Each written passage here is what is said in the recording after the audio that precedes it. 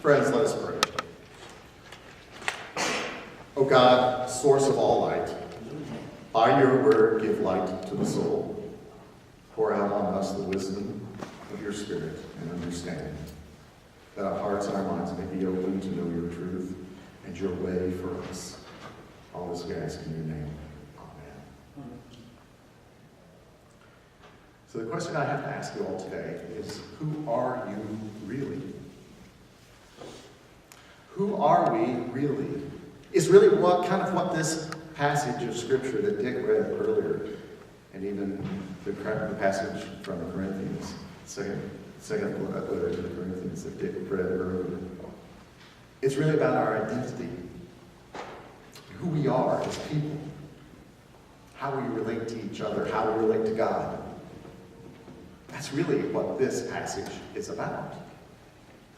Now, how many of you all have photographs of yourselves or your loved ones up on the wall, on a piano, or a mantelpiece somewhere?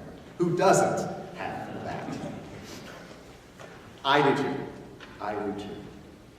I have those snapshots of people and places that make me happy, that recall where I was or the people that I love.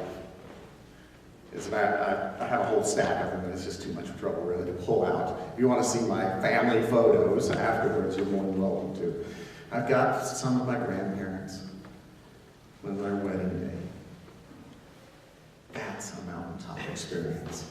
I got the same grandparents on their 50th anniversary. That too is a mountaintop experience.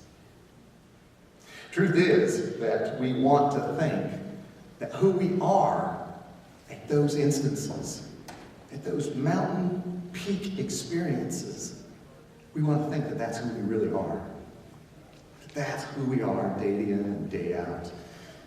That's where we want to show our best. How many here have ever done something and had a snapshot, a victorious snapshot taken right after you played in a recital, or played in a game, or delivered a speech, or something like that, right? As maybe at a promotion. The Army's great about that. In my earlier days, in my previous life, I have walls of all these different events in my life, or used to. They're all packed away somewhere now. It's a different life. I don't need to be reminded of how thin I was and how much hair I had. They're all packed away. And the truth is that who I really am? That mountaintop experience, is that who I really am? Is that what Jesus really was all about? It's kind of a mystery. Something happened on that mountaintop. Something that was profound for the people who were there. Something that was profound for Peter, who offered, let's build 3 booths so that we could stay up here the whole time. But we know that that's not possible. That mountaintop experience, it's wonderful, it's meaningful, it's something. But is it who we really are? There's an old saying that sports and sportsmanship build character. And of course there is the wag who often says, no, playing a sport does not reveal character, does not build character, it reveals character. There's another old saying in history that says that the British Empire was built not in Africa, in India, and in the forests of North America. The British Empire was built on the playing fields of Eton and Oxford and Cambridge. Jesus was transfigured. Something happened on that mountaintop. But maybe that's really not the most important thing that Jesus communicated. that this gospel lesson tells us about. It's interesting that in this reading, in this portion of the gospel, we have the mountaintop experience. We have Peter and John and James. And you know something really serious is getting ready to happen when those three guys are together. Something's happening. It's also interesting that immediately thereafter, we go down off the mountaintop and we go into somebody's home who's desperate, whose child is not well. God goes with us there too. Now, you all may know that over the last 2 weeks, basically, I've been in Tennessee with my father, who's not doing well. And I'm not going to get the opportunity, really, to say any words at his funeral because my mother and he earlier made it perfectly plain that that was just not what they wanted. It's just not what they're particularly interested in. As a matter of fact, about 2 years ago, on Mother's Day, I come out of this service, and before I get a chance to call my mother, I get a phone call from her in which she says, "Craig, I want to tell you something." "Okay, Mom, what is it?" "Your father and I have done something. We've donated our bodies to science. That means you don't have to fool with us when the time comes." Happy Mother's Day to you too, Mother. You don't have to fool with us. I've been going through a bit of a mountaintop experience for many years with my father, whom I love with all my heart and soul. Fatherhood to him was not something that he was obliged to do. Fatherhood to him was something that he truly cherished. And the very best meaning of the word father, my dad, was that he gave up a lot of opportunities to keep us all in the same place up there in the mountains in East Tennessee. With his parents and my mom's parents, all of us together. He gave up some pretty serious opportunities to do that. Fatherhood was something that he embraced. So now, as he's been declining precipitously, I'm going through a bit of a bitter moment, a valley moment. But there's one thing that I want to communicate to you all. I wanted to say that it seems appropriate to me that this reading is the assigned portion for this week. Mountaintop experiences may not be who we really are day to day. Maybe we do go through some pretty dark, dank valleys. But it is bittersweet. It does teach us. It does teach us to love the things that we love, to love the people that we're close to. The values that we've been given on that mountaintop carry us through those valleys. I like to think that it's not so much the end of something as a continuation of something deeper. There's no doubt I'm going to miss my father when his time comes. And his time is close now. Being in a crisis like he is, a health crisis, can sometimes reveal some amazing things about your life, his life. And it helps us to bring things into perspective.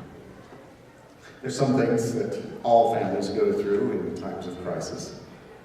And there's some pretty stressful things going on in my family right now.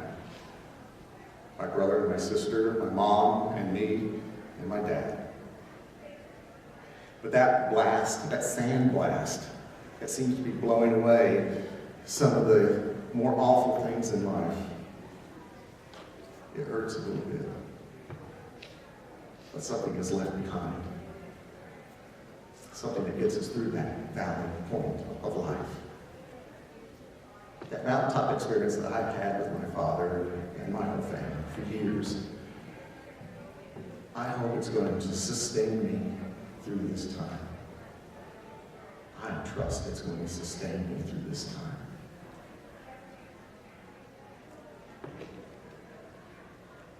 That mountaintop experience up there on Mount Tabor, which tradition says this happened, changed Jesus? No. Didn't change Jesus a bit. It was a revelation, maybe. It may have revealed who Jesus really was. Something deeper about him. Something that happened very important in the lives of those people who were out there and with him, but what really happened, I can't tell you. The one spiritual truth that I can draw from this is that where there is that mountaintop experience, and you know there's a downside to it, in the end, it carries us through that valley. It carries us through that.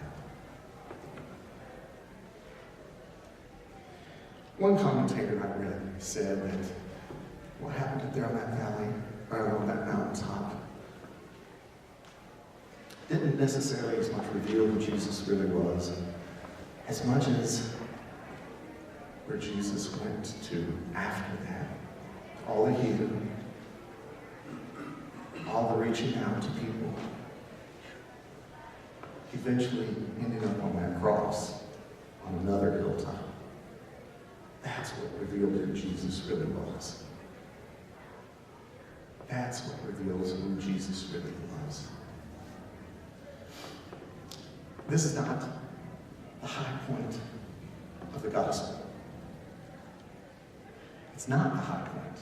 It's not the most important aspect of our faith journeys together. It's important. It'll get us through some valley times. The thing that really gets us through the valley times is Jesus and what Jesus did and the faithfulness that Jesus showed, even to that hilltop just outside of Jerusalem.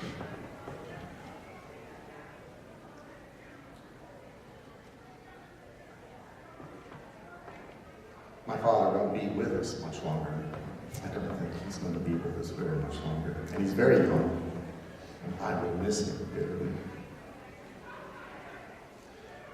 But it is true that there is so much that I have to draw on.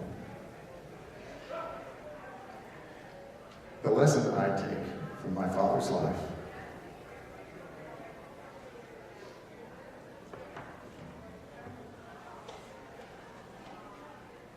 I'm very grateful that he was there for me. I'm very grateful that he was my father.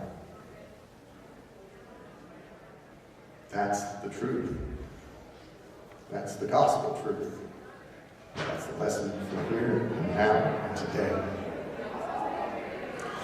There's an old sage that used to say, if you stand in a circle and you put an image of God in the center of that circle, and everybody take a step closer to God, to that image of God, you're really coming closer to each other. And that is true.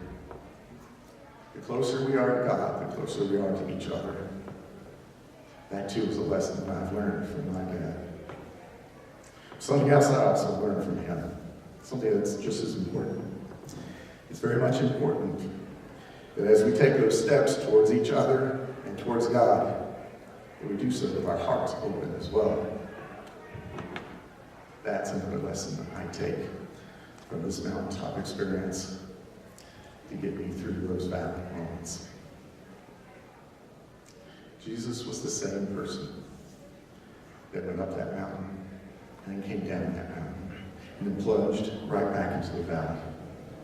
In some places that you and I would never want to go. Our day-to-day existence sometimes don't keep us from those valleys. But we can carry with us the image of what Jesus did, of what God is doing, and of what we can do for each other. Amen. May God richly bless each and every one of you. Our hymn of reflection is number 96.